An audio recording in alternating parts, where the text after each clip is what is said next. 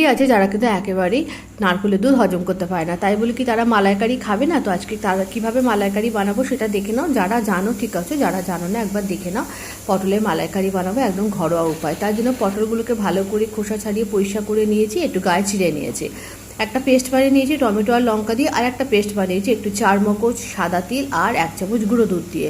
ব্যাস পেস্টটা রেডি হয়ে গেলো। এদিকে কিছু শুকনো মশলা রেডি করে নিয়েছি, হলুদ, কাশ্মীরি রেড চিলি পাউডার একটু নিয়েছি, মৌরি আর নিয়েছি কিন্তু একটু হিং। দেওয়ার পর কড়াইতে সর্ষের তেল দিয়ে তেলটা ভালো মতো গরম হলে লবণ দিয়ে আমি পটলগুলো ভেজে নিয়েছি। তোমরা চাইলে হলুদ ব্যবহার করতে পারো।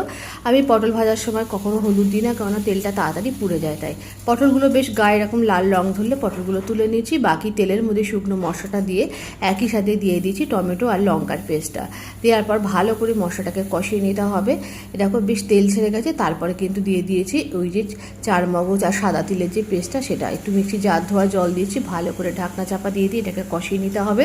স্বাদ অনুযায়ী লবণ দিয়েছি, টেস্ট ব্যালেন্সের জন্য একটুখানি গুড়ের পাউডার দিয়েছি। দিয়ে ভালো করে মশলা কষে গেছে যখন, মানে মশলাটা কষানো হয়ে গেছে, মিক্সি জার ধোয়া জলটা দিয়েছি। তোমরা যতটা পরিমাণ পটল নেবে সেই হিসাবে জলটা দেবে। ঝোলটা বেশ ফুটে গেলে চেরা কাঁচা লঙ্কা আর পটলগুলো দিয়েছি, দিয়ে আবারও ঢাকনা চাপা দিয়ে ফুটিয়ে নিয়েছি। বেশ গ্রেভি হয়ে আসলে গরম গরম নামিয়ে পরিবেশন করেছি। গরম ভাত, রুটি, পরোটা, রাইসের সাথে ভীষণ ভালো লাগে। একবার ট্রাই করো আর ছোট্ট একটা কমেন্টে জানিয়ে যাও যে কেমন হয়েছে রেসিপি।